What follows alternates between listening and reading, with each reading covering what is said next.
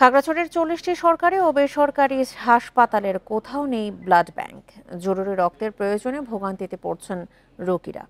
বাড়ছে মৃত্যু ঝুঁকি। রক্ত সংরক্ষণের রেফ্রিজারেটর চেয়ে কর্তৃপক্ষের কাছে চিঠি দিয়েও এখনো তা মেলেনি বলছে জেলা সদর হাসপাতাল কর্তৃপক্ষ। বান্ডেল থাকলে প্রতি সেনমানিতে টাকা বাঁচবে। বিকাশ সেনমানি বান্ডেল কিনে জিতুন প্রতি লেনদেনে। খাগড়াছড়ির 7 লাখ মানুষের চিকিৎসায় রয়েছে সরকারি বেসরকারি মিলিয়ে 40টিরও বেশি হাসপাতাল ও ক্লিনিক। তবে এর একটিতেও নেই কোনো ব্লাড ব্যাংক।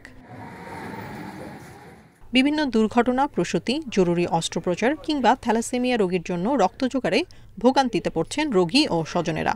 সময় মতো রক্ত দিতে না পারায় মারাও যাচ্ছে রোগী। একটা ব্লাড ব্যাংক নাই, আমাদের রোগী মারা যাইতে আছে রক্তের সমস্যায়। অনেক সময় আমাদের এখানে ব্লাড পাওয়া যায় না, ব্লাডের সংকট হয়। ব্লাড না থাকার কারণে অনেক রোগী চিকিৎসার কারণে অনেক লোক মারা যায়। রক্ত সংরক্ষণে রেফ্রিজারেটর চেয়ে কর্তৃপক্ষের কাছে চিঠি দেওয়ার কথা জানালো জেলা সদর হাসপাতাল কর্তৃপক্ষ। তবে আশ্বাস মিললেও এখনো আসেনি যন্ত্রপাতি।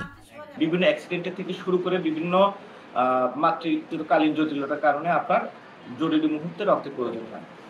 রাতের বেলা যদি আসে আমরা শেষ মুহূর্তে রক্ত দিতে পারি না। আমাদের বিভিন্ন জায়গাতে চিঠি দিয়েছি, আমরা পাইনি। তারা আমাদেরকে আসে দিয়েছেন। পাহাড়ি জেলা খাগড়াছড়ির দুর্গম ও প্রান্তিক এলাকার রোগীদের জরুরি রক্তের যোগান দিতে ব্লাড ব্যাংক স্থাপনের পরিকল্পনা রয়েছে জানালো রেড ক্রিসেন্ট সোসাইটি। এই এলাকাতে সেই রক্ত শূন্যতার থেকে অনেক মায়েরা মৃত্যুবরণ করে থাকে অকালেই। তো আমরা চাচ্ছি যে রেড ক্রিসেন্ট সোসাইটি এখানে একটা ব্লাড ব্যাংক করার চিন্তাভাবনা নিয়েছি। রক্ত সংরক্ষণে ব্লাড ব্যাংক স্থাপনের কার্যক্রম দ্রুত বাস্তবায়নের দাবি জেলাবাসীর। Independent news.